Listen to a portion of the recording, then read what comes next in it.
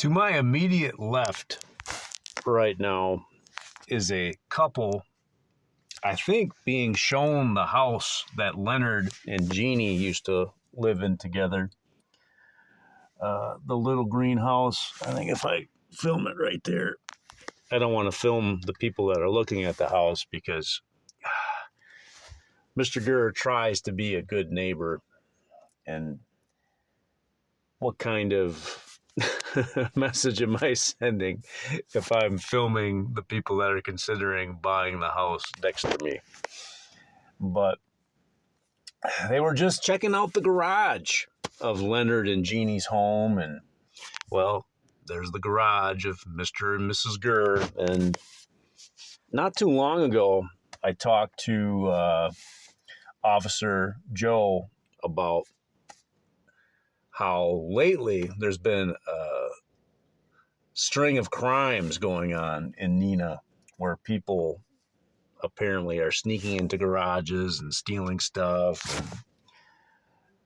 And, the gentleman just locked up the garage, I think, with a padlock. Can you see that? I think there's a padlock on that garage. We kind of got the opposite thing going on here in the Mrgrrr and Mrs. Gurr garage. The garage door openers, they work. I can shut the doors, but I just leave them open. Don't know why. I think it's because I really enjoy the birds making nests in the rafters of the Mrgrrr and Mrs. Gurr garage. Having a haven to raise your family as a bird. There means there's a lot of poop on our cars, but it's kind of worth it. However, my wife, who is just as perceptive as I am, maybe more so, discovered a cigarette butt on the floor of the garage. I think it was 2 days ago now.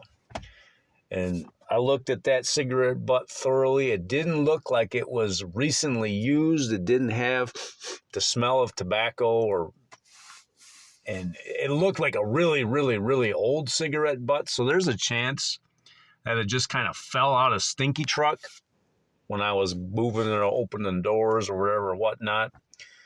But there was a chance, perhaps, that somebody was inside of the Mrgrrr and Mrs. Gurr garage smoking a cigarette, taking a look around. Now, there's a lot of homeless people looking for a warm place to stay in Neenah as it grows colder. I know this for a fact. I ran into a lady at Aldi's that volunteers at the warming shelter at St. Paul's Church. She didn't remember my name, but she remembered my kindness, and we had a nice conversation at Aldi's. If I was a homeless person crawling into the back of Stinky Truck, which is usually never locked because there's nothing in there. There's a couple of quarters for Aldi's in the cup holder. So if I went into Stinky Truck and saw that, the Aldi's quarters were gone, I'd assume that there's a homeless man somewhere or a homeless woman somewhere that has like 75 cents or $1 in their hand that they need to decide, well, do I want to buy a cup of coffee with this or put it as a down payment for my next pack of cigarettes? I just cannot think of a homeless person that I've encountered in the last many, many years that was not a smoker. So it's something that every single one of the homeless people that I've encountered has in common, is they need a cigarette now and then to stay warm.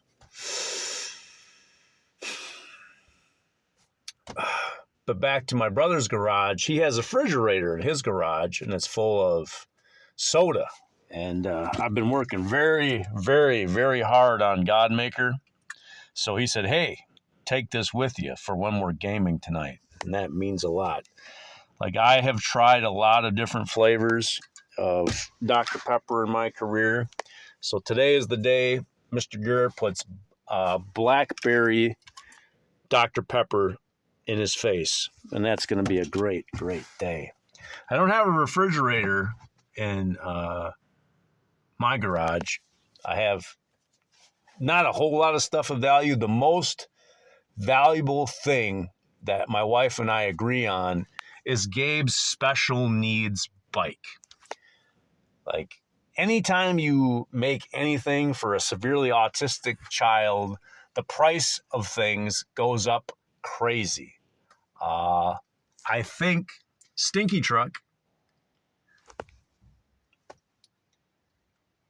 is 1/3 of the value of Gabe's recumbent bicycle, which is freaking crazy if you think about that. I think if I wanted to buy a replacement with cash to replace Gabriel's bike, it would cost 3 times more than Stinky Truck cost me, which is just freaking bonkers. Crazy, crazy, crazy. So I'm hoping that anybody that comes to visit Mr. Grrr and Mrs. Grrr Garage, please just leave our autistic son's bicycle alone. There's nothing in the garage that I'm really emotionally attached to. Other, I would say that, and please don't steal my best girl's bike, because she really loves riding that bike and getting exercise. So, to the point, if you're in Mr. and Mrs. Grr's garage and you're cold and you're lonely and you're hungry or fiending for a cigarette or whatever, you walk to the front door and you knock on the front door, and Mr. Grrr and Mrs. Grrr are going to help you.